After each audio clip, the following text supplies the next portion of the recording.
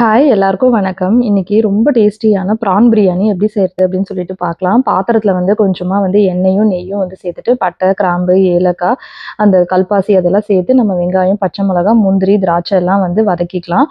அடுத்து வந்து ரைஸ் வந்து நான் தனியா குக் பண்ணி தான் செய்ய போறேன். ஸோ 2 டீஸ்பூன் அளவுக்கு இஞ்சி பூண்டு பேஸ்ட் சேர்த்துட்டு ஒரு பெரிய தக்காளி வந்து அரைச்சு சேர்த்துக்கலாம். நல்லா வதங்கினதுக்கு அப்புறமா ஒரு கை அளவுக்கு ஃபுல்லா வந்து புதினா, கொத்தமல்லி எல்லாம் சேர்த்துட்டு நல்லா வதக்கி விட்டுக்கலாம். கிளீன் பண்ணி வச்சிருக்க 1/2 kg பிரானை வந்து நான் சேர்த்துக்கிறேன். அடுத்து வந்து மசாலா பொடி எல்லாமே சேர்த்துக்கலாம். 1 டீஸ்பூன் அளவுக்கு ரெட் சில்லி பவுடர் சேர்த்துருக்கேன்.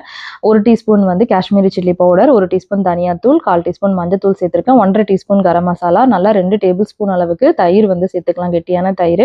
உப்பு சேர்த்துட்டு நல்லா எல்லாத்தையும் மிக்ஸ் பண்ணிட்டு ஒரு 2 மினிட்ஸ் மட்டும் நல்லா வந்து வெந்தா போதும். அதுக்கு மேல வெந்துருச்சு அப்படின்னா ரப்பர் மாதிரி ஆயிடும். ஏன்னா நம்ம தம் வேற வைக்க போறோம். ஸோ மசாலாவை நான் 2ஆ பிரிச்சுட்டேன். இப்போ நான் குக் பண்ணி வச்சிருக்க ரைஸ், ஃப்ரைட் ஆனியன், கொஞ்சமா கொத்தமல்லி இலை சேர்த்துட்டு திரும்ப மேல வந்து இன்னொரு லேயர் வந்து அந்த மசாலாவை வச்சுட்டு திரும்ப